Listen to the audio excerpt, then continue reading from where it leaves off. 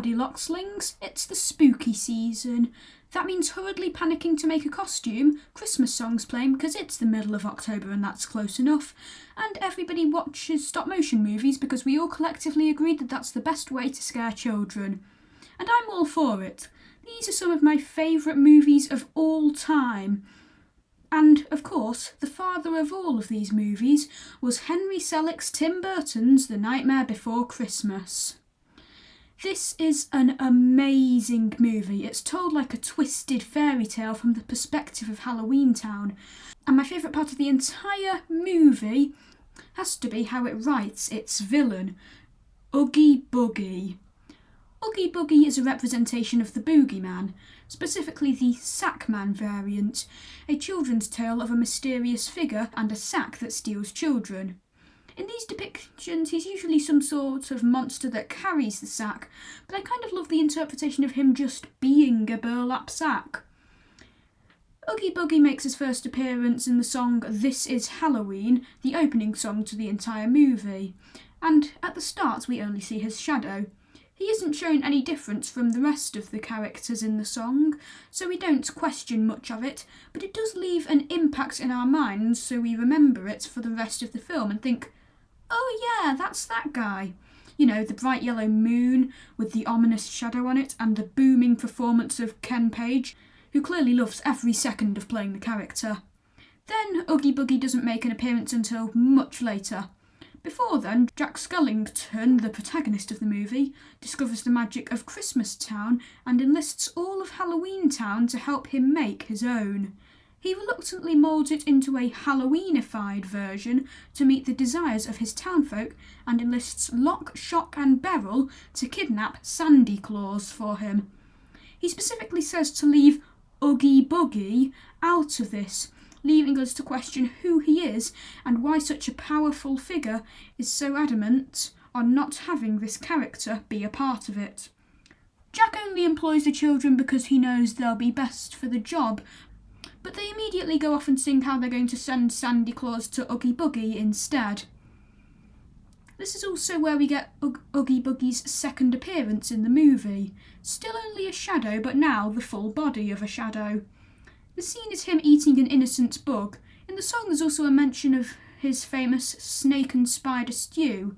So there's an awful lot of insect eating in this character. In fact, later in his villain song, he does also mention snake and spider stew, but it's only in the cut version on the soundtrack. It was cut because their idea would be too difficult to animate in the actual film. Then, only a few minutes later, we see him again. Still only a shadow, but then saying, Sandy Claus, huh? And rolls 2 dice, each landing on a 1. This implies he has sinister intentions for Santa. We then see a small worm or snake travel through the dice like a caterpillar through an apple. Again, more creepy crawly imagery. Whilst Lock, Shock and Beryl are villainous forces, we never really feel intimidated by them.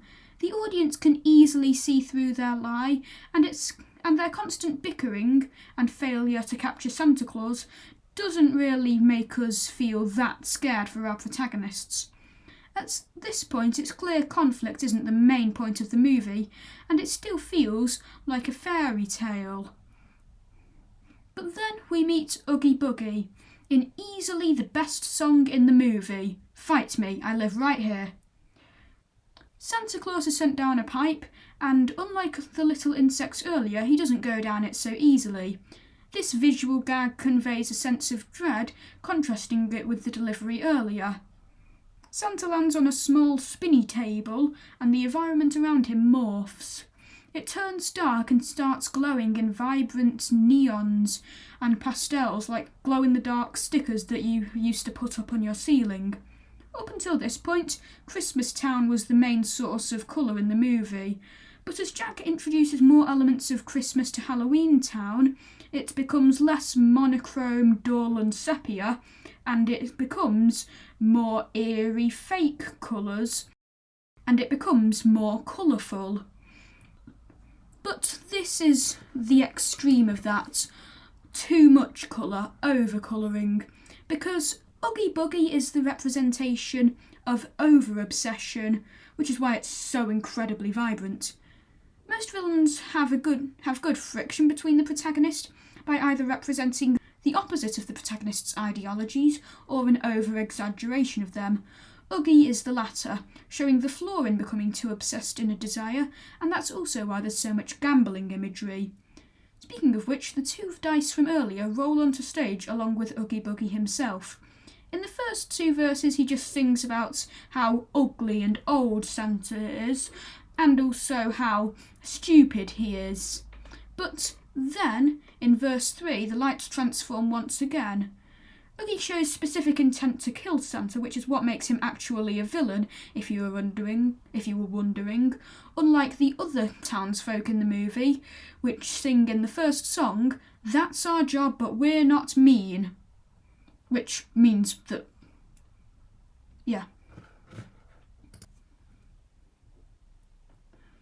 which helps us show that whilst Jack never had malicious intentions, he got slightly carried away with his actions and they did lead to consequences. From hiring infants to kidnap an elderly man, in the end he does say sorry though. Santa seems to be forgiving enough. Then we get the end of the song with this scene. 2D ghosts are closing in on Sandy, but Oogie Boogie enters frame and all of the colour is drained. He laughs maniacally and returns to the other dulls of Halloween Town as we then flip over to see Jack's perspective. The song still has the fairy tale simplicity and repetition. It does somewhat lose it in its third verse, but under the light of Kent Page's maniacal laughter and that one voice crack that I swear is intentional, actually it probably is since he repeats it on all of the live performances, after the song, it does feel a lot more sinister. After the song, Sally attempts to rescue Santa Claus but gets captured too. This is used to up the stakes because Sally is an established character that we've already grown a connection to, and she has a direct connection to Jack Skellington. Speaking of which, he's realised that this whole thing might have been a bad idea, and that he might have got a bit carried away. But merely realising that isn't good enough. He has to put right the consequences he brought upon Halloween Town, and must fight Oogie Boogie. The story is no longer framed in a fairy tale style. Instead, Jack is jumping over obstacles and dodging projectiles as Oogie's villainous demeanour corrupts the scene. Then Oogie is unveiled and hey, look at that, he's made of bugs. That means he's technically a cannibal, or I suppose many cannibals all in one bag. This shot of the bugs falling into the lava perfectly mirrors the opening shot of the movie, and they were the only two shots to actually be done in live action. And that is the end of Oogie Boogie. I mean, he reappears in a video game, which I might review next Halloween, but that's the end of this episode of Max Locke's Ween.